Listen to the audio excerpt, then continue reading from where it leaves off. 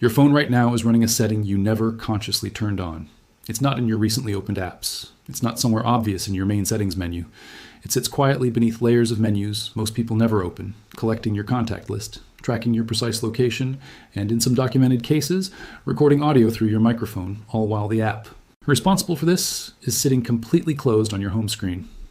The FBI released a formal official public warning about this in March 2026. It has a reference number, it lives on a government website, and the vast majority of people who own the exact phone being described have never heard a single word about it. Let's establish something important right from the beginning. Because the word warning gets attached to so many things online that most people have developed a healthy skepticism toward anything framed that way. This is not a rumor. This is not a viral social media post that someone invented for engagement. On March 31st, 2026, the FBI's Internet Crime Complaint Center, the same agency you file a cybercrime report with, published public service announcement I-126 PSA, a formal government document addressed to every iPhone and Android user in the United States. The language inside that document is precise, measured, and deliberately chosen, which is why one particular sentence stands out above everything else in it. The Bureau warned that once you grant an app permission during installation, that app can persistently collect data and users' private information throughout the device, not just within the app or while the app is active, not just while the app is open, not just when you're using it, throughout the entire device, while it's closed, while your screen is off, while you're asleep. If that sentence doesn't stop you, read it one more time until it does. The specific concern driving this PSA is something that has been building for years, but became impossible to ignore in early 2026. Many of the most downloaded applications in the United States, including some of the most popular apps currently installed on your phone, are developed and maintained by companies headquartered in China. This matters for a reason that has nothing to do with speculation or geopolitics and everything to do with a documented legal reality. Chinese national security laws require companies operating in China to share user data with the Chinese government upon demand. There is no court review process that can block this. There is no appeal mechanism for foreign users. If a company maintains any part of its digital infrastructure inside China, the data flowing through that infrastructure is potentially accessible to Chinese government agencies under laws that have been on the books for years and have no privacy exceptions for international users. This is the same legal framework that drove years of national security concerns about a specific major social media platform, concerns that ultimately resulted in a restructured American ownership arrangement announced in January 2026. But the FBI's warning makes something unmistakably clear. Removing one app from the conversation does not resolve the underlying issue, because the same legal dynamic applies across dozens of other applications that have never faced the same level of public scrutiny. And some of those applications are almost certainly on your phone right now. The Bureau was careful about something in this PSA that deserves acknowledgement. They did not publish a list of specific apps by name. This was a deliberate choice, not an oversight. The FBI's concern is systemic rather than confined to any particular product, and they explicitly extended the warning beyond Chinese-developed apps to foreign-developed applications more broadly, and then further still to any app from any country that requests unnecessary access to your personal data. The exact language is worth knowing. Data security risks are not specific to only mobile apps or those which are foreign-developed. Good cyber hygiene is crucial to protecting your digital identity. What the FBI is describing isn't a problem caused by one bad actor. It's a problem caused by a permission culture, the habit most smartphone users have developed of tapping allow during installation without reading what they're allowing, and then leaving that permission active indefinitely without ever revisiting it. Here is what those permissions actually do when granted, because understanding this specific mechanism changes how alarming this becomes. When you install an app and grant it location access set to always, that app can determine your precise GPS coordinates continuously, including when you're not using it, when your phone is locked, and during hours when you've completely forgotten the app exists on your device. When you grant contacts access, the app can read the full contact list stored on your phone, including phone numbers, email addresses, relationship labels, and any notes attached to each contact. This means people who never installed the app, people who never agreed to anything, people whose only connection to the situation is that you know them, can have their contact information extracted from your device because of a permission you granted during a 2-second install screen. When you grant microphone access, the FBI documents the possibility that this can be used to record audio. And the Bureau specifically described another category of concern that goes beyond deliberate data collection. Malicious code and hard-to-remove malware designed to exploit known vulnerabilities in various operating systems and insert a backdoor for escalated privileges. A backdoor with escalated privileges is an attacker gaining access to parts of your phone's operating system that even the app itself isn't supposed to reach. And the phrase hard to remove is not casual language from the FBI. They are describing something that survives on installation, something that has embedded itself more deeply than deleting the app can address. So, what is the specific setting to find and change? The answer is your permission settings, which is the correct term for what most people have never visited on their phone. On an iPhone, the path is Settings, then Privacy and Security. Inside that menu, you will find a complete list of every sensitive capability your phone contains. Location services, contacts, microphone, camera, photos, Bluetooth, local network, and several others. Tap into location services specifically, and then scroll through the list of every app that has ever requested your location. You're looking for two things. First, any app set to always, meaning it can access your location around the clock regardless of whether you're using it. For most apps, this is completely unjustifiable because almost nothing except a dedicated navigation tool has a legitimate reason to know where you are when you're not actively using it. Change any always setting that doesn't have a clear, obvious reason to be always to either while using the app or never. Second, look for apps in this location list whose names you barely recognize, apps you installed once for a specific purpose and forgot about entirely, that have been quietly reporting your location ever since. These are the ones that should simply be deleted rather than permission adjusted, because there's no reason to maintain an access relationship with software you no longer use or need. Repeat the same process for microphone access, camera access, and contacts access. For each category, the diagnostic question is the same. Does this specific app's core function require this specific capability? A social media app that has microphone access but doesn't have any voice or audio feature visible in the interface has microphone access for a reason unrelated to the service it claims to provide. A shopping app with contacts access cannot justify why browsing products requires reading your address book. A gaming app with location access set to always that doesn't use location as part of any game mechanic is collecting location data for reasons entirely separate from the game. In each of these cases, the correct response is to revoke the permission, and in many cases, to delete the application entirely if you no longer use it regularly. There's also a setting on iPhone specifically that addresses a related but slightly different category of data collection. Allow apps to request to track. This is found under Settings, then Privacy and Security, then Tracking. When this setting is enabled, apps can display a permission prompt asking whether they're allowed to track your activity across other companies' apps and websites, building a behavioral profile that follows you across your entire digital life and informs the advertising you see everywhere.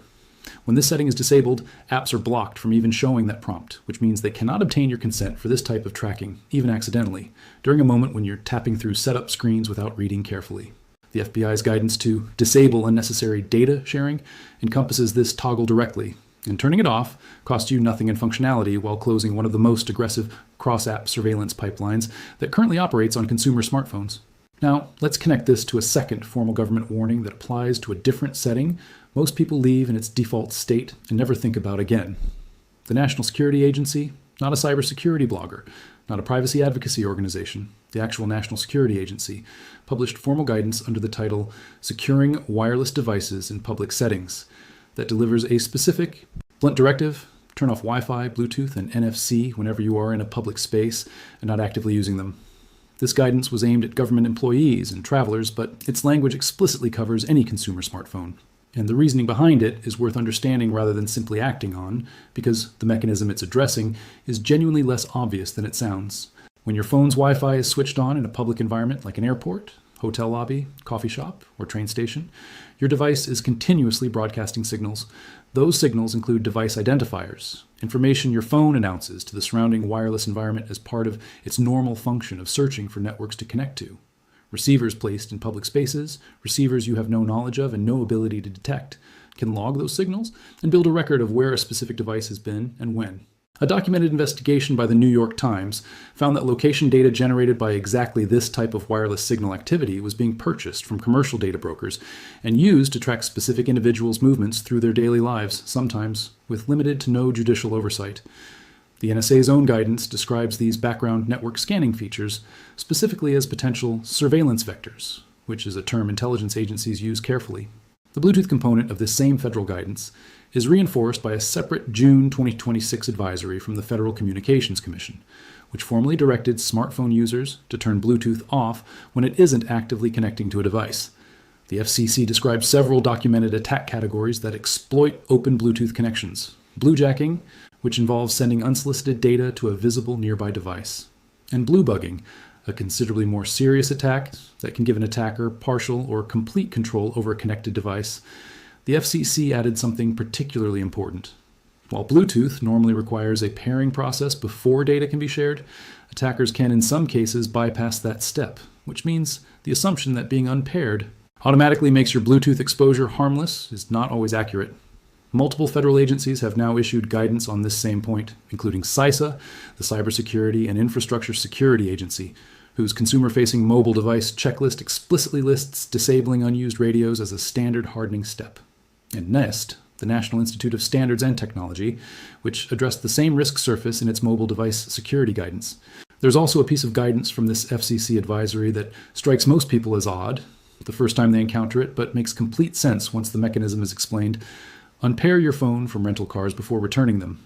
Modern rental vehicles store contact lists, call history, text message previews, and other personal data that syncs through Bluetooth during your rental period. That stored data remains in the vehicle's system after you disconnect your phone and return the car, accessible to whoever rents the vehicle next. Once you understand this, the window to fix the problem is obvious. It closes permanently the moment the keys leave your hand. Before returning any rental car you've connected your phone to via Bluetooth, go into your phone's Bluetooth settings, find the vehicle in your list of paired devices, and remove it. This takes 30 seconds and eliminates a data exposure that most people have created without realizing it. Now let's address a third setting that received a formal federal warning and that most users have turned on without fully understanding what they agreed to. This one involves your phone's messaging system in a way that created significant confusion and concern when the warning emerged in late 2024. And it remains relevant through 2026 because the underlying architecture hasn't changed. Rich Communication Services, known as RCS, is the messaging protocol that replaced SMS as the foundation for text messaging on Android devices and was adopted by iPhone in 2024. It offers genuine improvements over SMS, read receipts, typing indicators, higher quality media sharing. When it arrived on iPhone, it was described as a major upgrade that would finally allow seamless communication between Apple and Android users.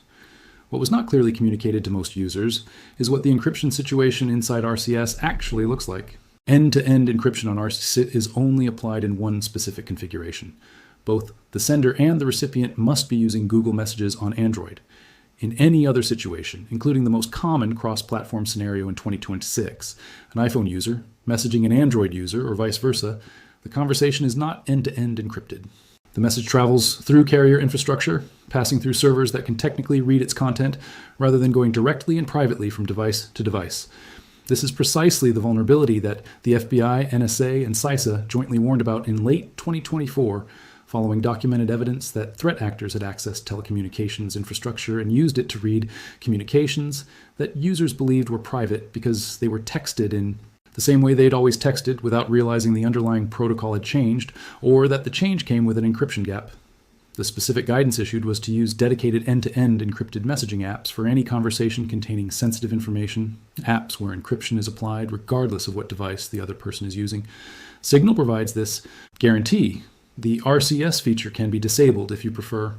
On Android, open Google Messages, navigate to Settings, then Chat Features, and toggle off Enable Chat Features.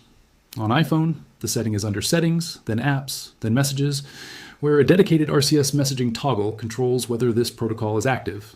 A fourth thread running through all of these federal warnings is something that sounds simple until you understand why it's repeatedly emphasized across every agency that has addressed smartphone security in 2025 and 2026, software updates. In April 2026, industry analysis found that more than half of all smartphones in the United States are currently running outdated operating system versions, meaning they are missing security patches for vulnerabilities that have already been documented, publicly disclosed, and fixed. The FBI's PSA on foreign developed apps specifically describes malware designed to exploit known vulnerabilities in various operating systems. Known vulnerabilities are ones that have been discovered and documented, which means they've been patched in updates, and also means that devices running older software are still exposed to attacks. Those patches would have prevented. This connection is direct and specific. The malware described in the FBI's warning targets, the exact vulnerabilities that software updates would close. Running an outdated operating system isn't simply a matter of missing new features. It's leaving documented, actively exploited entry points open on a device that you carry everywhere and that contains your banking apps, your email, your contacts, and your personal messages. Now let's address the financial threat that forms the backdrop to everything else, because understanding what attackers actually do with successfully harvested data makes every warning discussed in this video more concrete and more urgent. In November and December of 2025, the FBI tracked and reported on bank account takeover attacks that cost Americans over $262 million in that single year. These attacks don't work through brute force. They work through information. An attacker who knows your name, your phone number, your bank's name, your approximate location, and potentially the last few digits of an account number has enough material to construct a convincing social engineering scenario, to impersonate a bank employee calling about suspicious activity, to create urgency that causes you to act before you think, and to walk you through steps that transfer your money to an attacker-controlled account while you believe you're protecting it. The FBI issued a specific advisory about one tactic in particular that catches people who consider themselves careful and informed. Do not search the internet for your bank's phone number if you see suspicious account activity and need to call them. Attackers are deliberately manipulating search engine results to place fraudulent phone numbers and convincing fake banking websites above legitimate results, knowing that a person already in a state of financial alarm is less likely to notice they've clicked on a slightly wrong URL before they've entered their credentials. The number printed on the back of the physical card in your wallet is the number to call, not the first result from a search during a moment of stress. FBI Director Kash Patel stated the behavioral principle directly in December 2025 guidance. If you feel pressured to act fast, pay money, or turn over personal information, take a beat, stop and assess if what you're being told is real. This isn't vague advice. It's a description of the exact psychological mechanism that every social engineering attack in this category depends on. The urgency is manufactured. The time pressure is artificial. Its purpose is to prevent you from doing exactly what would protect you, which is slowing down, hanging up, and verifying through a channel you trust rather than the channel the attacker controls. So here's the complete action list, consolidated from every federal warning covered in this video, arranged from the changes that make the broadest immediate impact to the habits that maintain your protection going forward. Open your phone's permission settings and conduct a full audit of every app's access to location, contacts, microphone, and camera. Revoke any permission that doesn't have an obvious, necessary connection to what the app actually does. Delete any app you haven't used in months, because every installed application is a data collection footprint that provides you nothing in return. Turn off Allow Apps to Request to Track on iPhone, and opt out of ad personalization on Android. Turn off Wi-Fi when you're in public environments where you don't need it. Turn off Bluetooth when you're not actively connected to a device. Turn off NFC between payment uses. Unpair your phone from any rental car before returning it. If you communicate across iPhone and Android with people, use an end-to-end encrypted messaging app for any conversation involving sensitive information. Enable automatic software updates for your operating system and for every installed application. If you ever see suspicious bank account activity, call the number on your physical card, never a number found through a search during a moment of alarm. And if anyone ever creates artificial urgency pressuring you to act immediately, that urgency itself is the warning sign. Take the beat the FBI director specifically recommended. That pause is the single most effective protection against the most financially damaging attacks currently targeting ordinary people. The FBI published this warning because the threat it describes is real, active, and affecting people right now. The agency is reinforcing it with parallel guidance on wireless settings and messaging protocols. Did so because these vulnerabilities are exploited regularly enough to justify formal federal advisories. None of this requires technical expertise to address. Every single change described in this video is accessible through standard settings menus on any current smartphone. The only thing separating the people who are exposed to these risks from the people who have meaningfully reduced them is the decision to spend 20 minutes on the settings app with the knowledge of specifically what to look for. You now have that knowledge. What you do with it in the next 20 minutes is entirely up to you.